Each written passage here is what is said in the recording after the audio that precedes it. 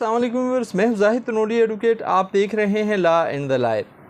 पंजाब में नया financial act 2024 आ जाने के बाद अगर आपको ज़मानत कबल अज़ गिरफ़्तारी दायर करनी है तो इस पर आपको कितनी कोर्ट फ़ीस पे करनी पड़ेगी। ज़मानत कबल अज़ गिरफ़्तारी की दरख्वास्त दायर करने के लिए और इस एक्ट के आने से पहले कितनी फ़ीस होती थी, ये है आज की वीडियो का मौजू।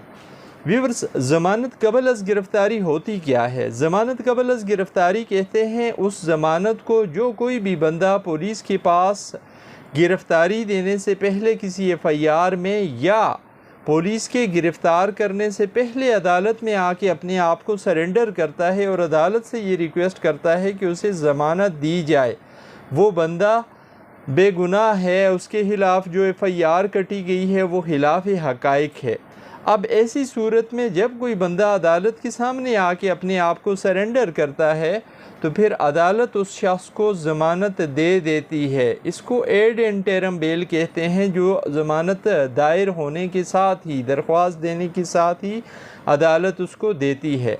अब इस नए एक्ट के आने से पहले ये था कि कोई भी बंदा ज़मानत कबल अज़ गिरफ़्तारी दायर कर सकता था अदालत में आके और उस शख्स को कोई कोर्ट फ़ीस नहीं देनी पड़ती थी। वो सिर्फ़ टिकट जो एप्लीकेशन पे लगते हैं वो लगाता था और वकालतनामे पे जो टिकट लगता है वो टिकट लगाता था 2-2 रुपये का और दरख्वास्त दायर कर देता था और साथ एक एफ़िडेविट भी उस शख्स को लगाना पड़ता था।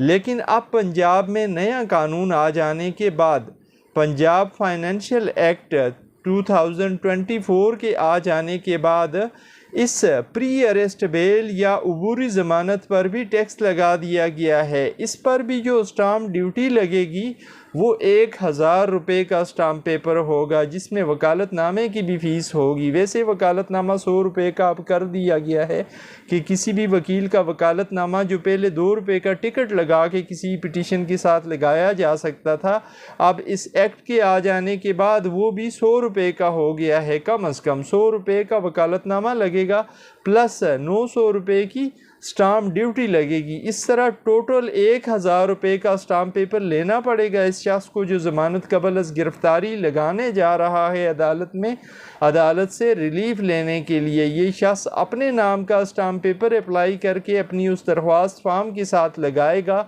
तो तब कोर्ट इसकी उस एप्लीकेशन को चलाएगी, आगे प्रोसेस कराएगी, एडमिट करेगी। अगर ये नहीं लगाता तो फिर इस स्टाम्प के लगाने के बग़ैर उसकी दरख्वास्त प्रोसीड नहीं होगी।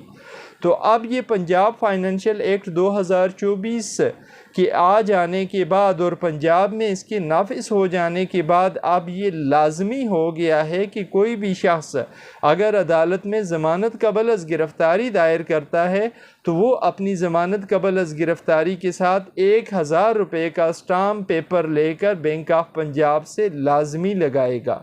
ये थी आज की वीडियो। उम्मीद है ये वीडियो आपकी मालूमात में इजाफ़े का बाइस बनेगी। इजाज़त दीजिए, अल्लाह हाफ़िज़।